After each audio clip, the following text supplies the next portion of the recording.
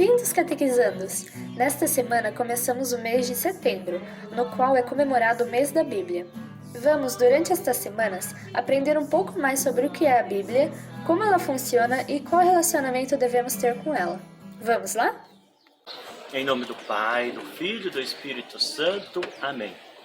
Meus irmãos, minhas irmãs, catequistas, catequizandos, estamos neste mês, o mês da Bíblia. Convido você, meu catequista, a você incentivar as suas crianças da catequese a ler a Bíblia. É um mês muito importante. É um mês muito importante que nós temos que ler a Bíblia. Não estudar, mas ler. Pegue um salmo por dia, medite aquele salmo, tranquilo, sem ter nenhum tipo de tormento em volta. Faça esse seu propósito nesse mês da Bíblia. Nós católicos somos taxados como aqueles que não leem a Bíblia. Vamos ler, meditar a palavra de Deus. Nesse final de semana, Jesus quer curar a nossa mudez. Muitas vezes nós somos mudos para anunciar a pessoa de Jesus. A nossa surdez, Jesus quer curar, porque muitas vezes nós não escutamos a palavra de Deus e queremos ser autossuficientes. Catequistas, catequizandos, vamos nos dedicar esse mês da Bíblia. A palavra de Deus, ela é fonte de vida. Em nome do Pai, do Filho e do Espírito Santo. Amém. Oi, gente, meu nome é Wagda Campos e eu sou catequista. No mês de setembro, aqui no Brasil, celebramos o mês da Bíblia. E é neste mês também que celebramos o dia de São Jerônimo. Este santo foi muito importante na história da Bíblia, porque foi ele quem traduziu as primeiras Bíblias para outras línguas. Ufa, que trabalhão que ele teve, não é? Mas afinal, o que é a Bíblia? Bíblia é o conjunto de livros. O nome Bíblia lembra biblioteca, porque são muitos livros juntos. Ao todo, são 73 livros, divididos em duas partes, Antigo e Novo Testamento. O Antigo Testamento começa falando da criação do mundo e conta também histórias de pessoas importantes, como Moisés, o rei Davi, os profetas Isaías e Elias e também de muitas outras pessoas bem legais. Mas o foco principal dessa primeira parte é falar da vinda do Messias, aquele que ia nos salvar. Já no Novo Testamento fala sobre o Messias, que é Jesus. O próprio Deus veio como homem e ficou aqui, pertinho da gente.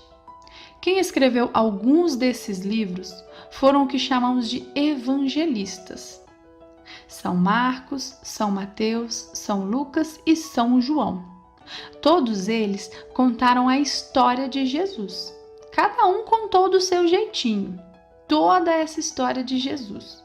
O que ele viveu, como viveu e os seus ensinamentos.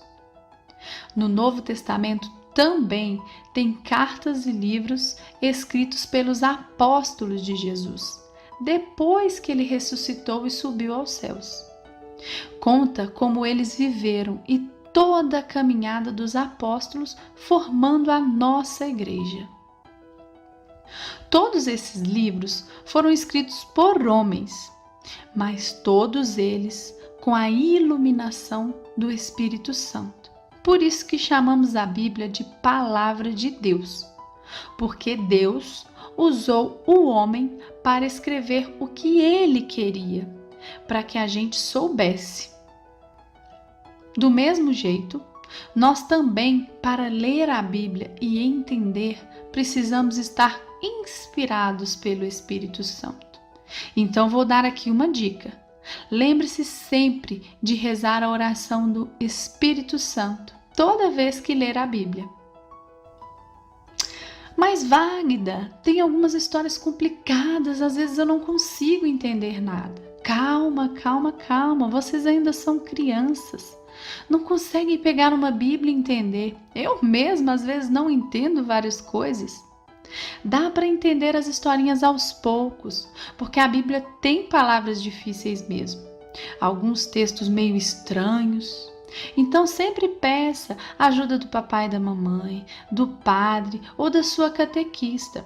Você pode até pesquisar na internet junto com o papai e a mamãe. Existem várias explicações que alguns santos deixaram escritos sobre interpretações dessas partes da Bíblia. Mas sempre iluminados pelo Espírito Santo, vamos conseguir entender cada dia um pouquinho mais sobre a palavra de Deus.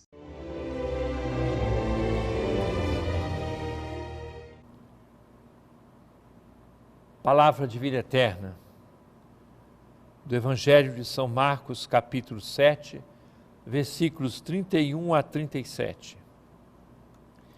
Naquele tempo, Jesus saiu de novo da região de Tiro, passou por Sidônia e continuou até o mar da Galileia, atravessando a região da Decápole. Trouxeram então um homem surdo que falava com dificuldade e pediram que Jesus lhe impusesse a mão. Jesus afastou-se com o homem para fora da multidão. Em seguida, colocou os dedos em seus ouvidos, cuspiu e com a saliva tocou a língua dele. Olhando para o céu, suspirou, Efatá, que quer dizer abre-te. Imediatamente seus ouvidos se abriram, sua língua se soltou e ele começou a falar sem dificuldade. Jesus recomendou com insistência que não contasse a ninguém. Mas quanto mais ele recomendava, mais eles divulgavam. Muito impressionados, diziam, ele tem feito bem todas as coisas. Aos surdos faz ouvir e aos mudos falar. Caríssimo irmão, caríssima irmã, curar um surdo, curar um mudo, no Evangelho, isto aponta para o significado do gesto curativo de Jesus.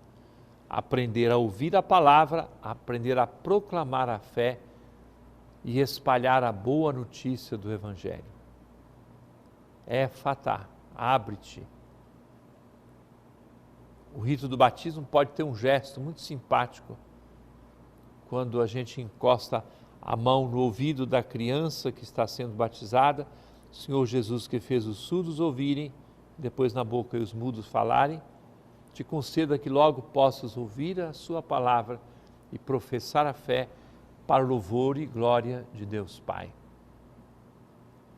Recordemo-nos, nós que já crescemos, mas fomos batizados, recordemo-nos de que Ele nos abriu os ouvidos e por isso viver a palavra hoje é apurar o nosso ouvido para prestar atenção em sua palavra. E depois, professar a fé para o louvor e glória de Deus Pai.